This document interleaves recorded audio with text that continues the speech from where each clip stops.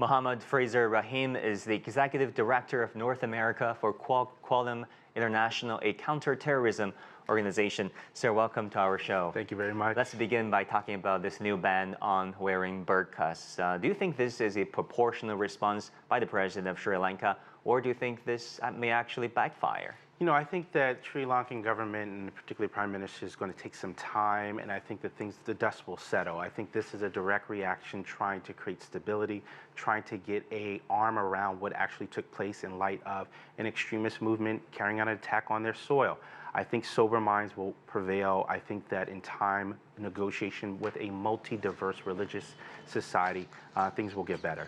Because the president said this ban is in place because wearing burqa could be a security risk and a flag of fundamentalism. Sure. I mean, I think that, again, I would say that the full face covering is certainly not necessarily a requirement within the Islamic tradition, and so there's room for interpretation of that. He's not calling for a full taking off of all hijab or headscarves.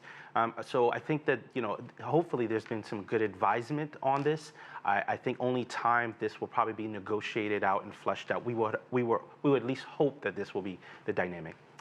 Let's talk about the perpetrators. Yes. It is confirmed by the country's health minister in a press conference on April 22nd that all the 7 likely perpetrators were associated with NTJ, a local terrorist organization that may have ties with ISIL. The ties cannot be proven. What do we know about the perpetrators exactly? So I formerly worked in the intelligence community, so I know what would be put together in the aftermath. This is a bit of a puzzle, and so you can imagine not just the Sri Lankan government, but regional players, including the Indians and broader South Asia, and Western services are going to be giving assistance. What we know for a fact is that local organizations are moving around and seeking to carry out attacks. Whether there's a direct affiliation with ISIS or Al-Qaeda, which is certainly on the horizon, is still to be determined. I think what we should look at is the bigger picture, the fact that individuals were able to carry out, plot, and plan on Sri Lankan soil is certainly concerned. Whether it is Al-Qaeda, whether it's ISIS, whether it's an affiliate, it shows that they have the capability and they're still able to carry out lethal attacks on innocent civilians, particularly during Holy Week.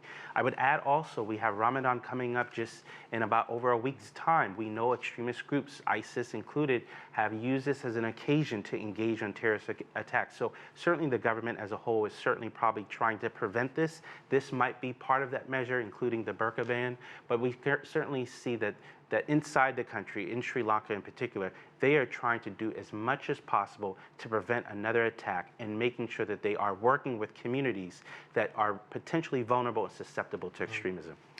You know, Western powers claim that ISIL could be on the verge of extinction, actually.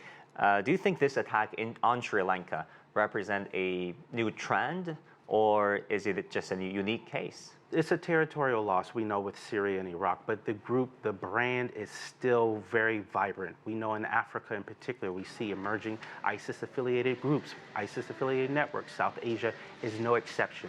I'll give you a bit of a history memory with the affiliated ISIS group called Tawhid Jihad in West Africa. It was established because local individuals in the African context wanted to carry out attacks. I see a similar trend within the Sri Lankan context. Individuals know their own neighborhood, they are able to surveil, they're able to case locations, and unfortunately we saw the innocent lives that are taking place. So certainly I think extremism is on the horizon. I think it's not going to go away. The diversification of what the attacks show is certainly concerning because this does not follow the historical trend that we saw in the most recent past of just individuals from low-income backgrounds. These were individuals who were really highly educated, multimillionaire families. That is a concern showing that ISIS or inspired groups are diversifying their tactics. Muhammad Fraser-Rahim, thank you so much for your insight. Thank you very much.